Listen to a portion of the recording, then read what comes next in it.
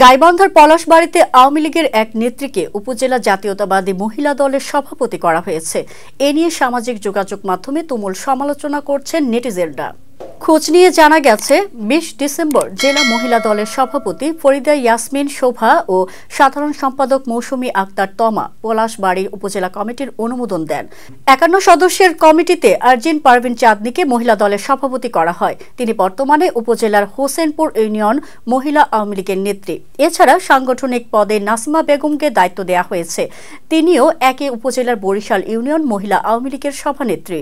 উপজেলা আওয়ামী লীগের এক নেতা মোর নিউজকে বলেন, আরজিনা পারভিন ও নাসিমা বেগম দুজনই আওয়ামী লীগের রাজনীতির সঙ্গে জড়িত। তারা বিগত বিভিন্ন কর্মসূচিতে সক্রিয় ছিলেন। তবে তারা কোন পদে ছিলেন সেটা আমার এই মুহূর্তে জানা নেই।